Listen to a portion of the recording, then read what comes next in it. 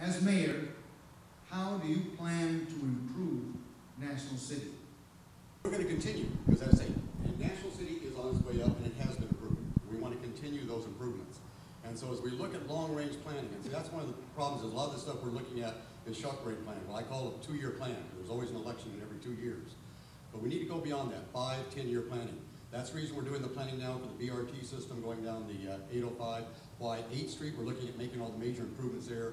Why we're working with the Port District to do all the work there at the Port District. And long-range planning. These are the ways that we're going to make the improvements in National City. Just doing short-term things just so we get to another election is not going to cut it. That is what has made us cause a lot of our mistakes in the past. What we need to do now is take a look at long-range planning, and that's what we've been doing. So you look at a lot of things that are in the works now for the next year or two are ones we've been working on for the last 4 years to make those things happen. And there are a whole lot of things coming up on the future. So as we're working with businesses are in my office like on constantly, every day.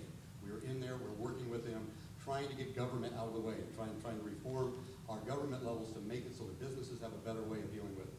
The same way within our neighborhoods.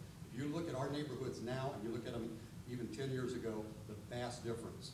Everything from the west side to the east side, north, south, all these areas, we're hitting large improvements. We need to continue that.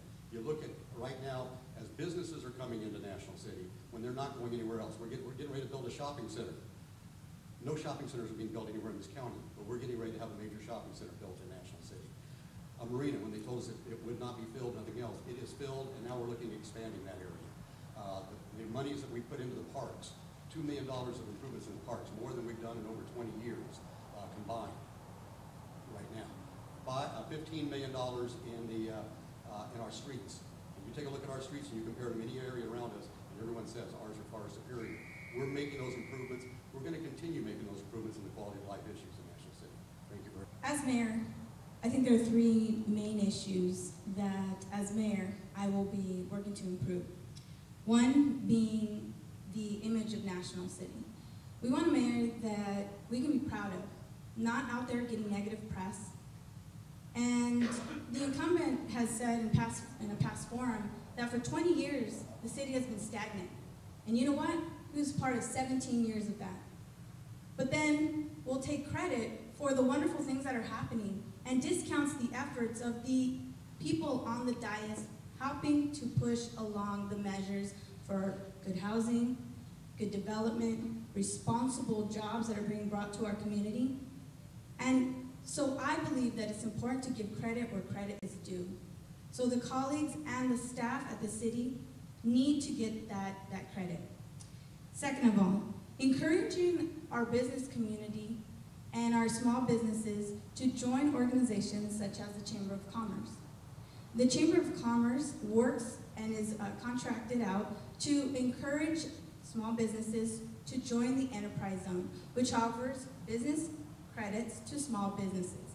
And that type of incentive to come to National City, because they will make income, they will be able to provide more resources to their employees, is one of the things that we need to continue to bolster within National City.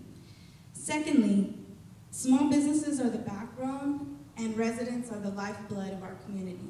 So it's engaging the residents and providing affordable housing, providing safe streets for our children to walk to and from school, creating and protecting open and green space. And so for me, the 3 things are encouraging small businesses to continue coming to National City, improving the image of National City, as well as creating affordable housing areas such as the West Side Transit-Oriented District.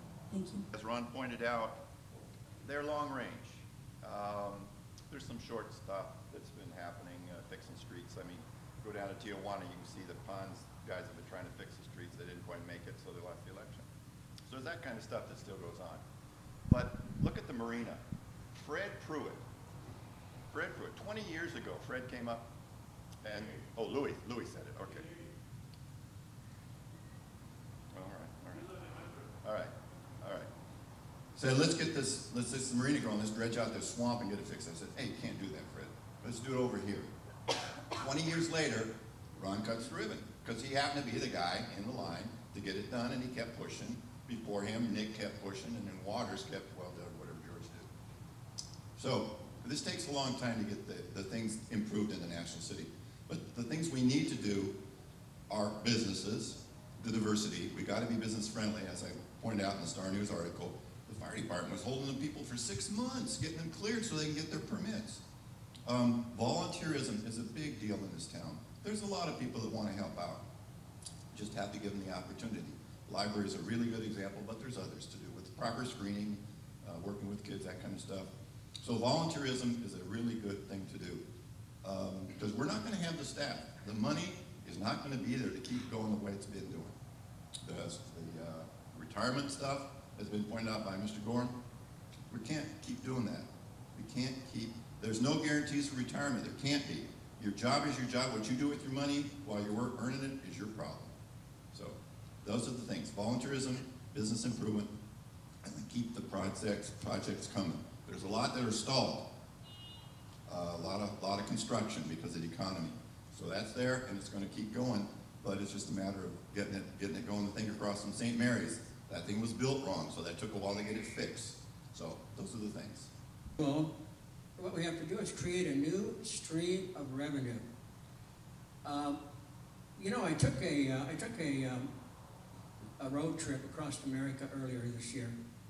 And one of the reasons I did that is I wanted to stop in each, not each town, but I stopped in about 13 cities.